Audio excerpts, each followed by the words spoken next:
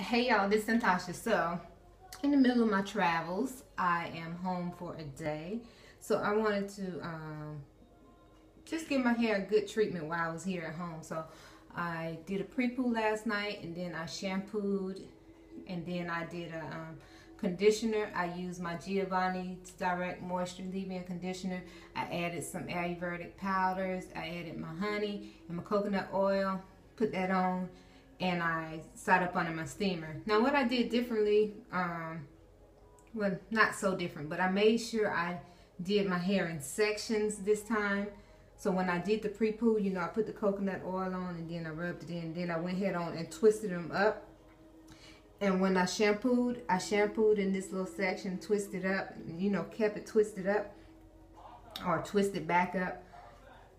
Yes, it takes more time when your hair is twisted up, but it is so much easier, especially if you have hair that tangles very, very easily, or your detangling process is really, really complicated. This eliminates a lot of the detangling because it's not tangling up so much during the whole washing process. So I want to share that with you, and I want to share the apple cider vinegar rinse. I know I showed y'all this before, but I just wanted to show you again now that I have the pH test strips. This is the pH test strip. This is how it comes out. It's like a peachy color, a light tanny peachy color on its own. And then, you know, it has the little chart there to show you the different ranges. And see, this is new, but we're going to aim for that 7. And if you're wondering, you know, because there are so many people that say 1 tablespoonful, 1 teaspoonful. I heard people saying cups of it. But this would be the best way to tell if you got too much or too little, what's the word? Apple cider vinegar in your apple cider vinegar rinse. Now, I know there have been times when I've done my apple cider vinegar rinse and I've used bottled water. Santasha was wrong because the bottled water do have all the minerals and stuff in it. But at that time, I really just didn't care. I just wanted to do what I was doing and move on. But when you're trying to find the right water to use, the distilled water is the best water to use for the apple cider vinegar rinse, because it's been through that process of steaming and pulling and all that stuff and taking out what needs to be taken out, and what is good water. This is the best, the distilled water. So, remember I used to actually measure my apple cider vinegar rinse, but I don't measure so much because this apple cider vinegar and this container actually stays down here in the bathroom in the drawer, and this water stays under the sink in the cabinet part. So I don't really use a measuring teaspoon anymore, but it's about half teaspoon.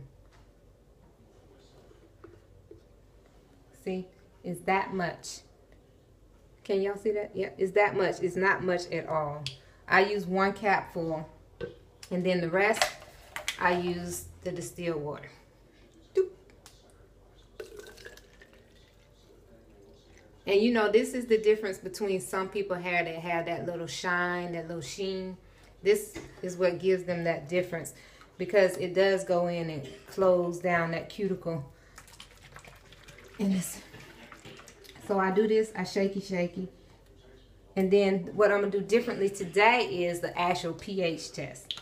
So I'm going to take this pH strip, dip it in, hold it, bring it back out. Bringing it back out, it's changing colors. Can y'all see that? And then you just take your little, oops, all my pH strips are falling out the package. The pack broke. Take your little thing and you go and you compare. It's not 1, 2, 3, 4, 5. So see, I would say it's like a 6.5 and 7. It's right there, because it's in between both of those colors. And let me show you a new one, just so you know that I'll do a side-by-side comparison of a new one so you can really see that it does change colors. See, this one is the one that's been dipped in the apple cider vinegar, and this one is brand new. I'll put it right by the camera lens so you can see the difference. See that? And then I'm going to show you with the package again.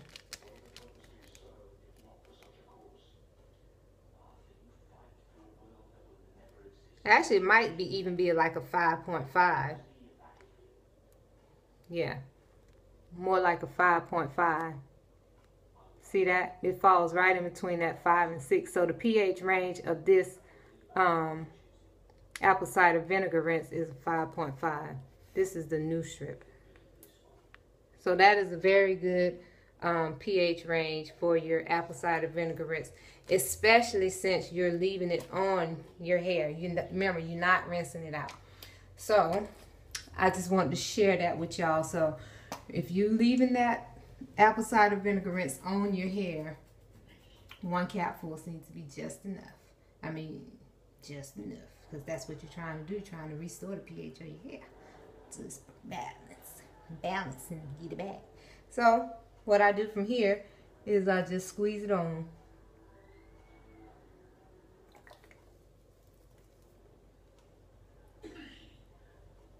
Squeeze it all over.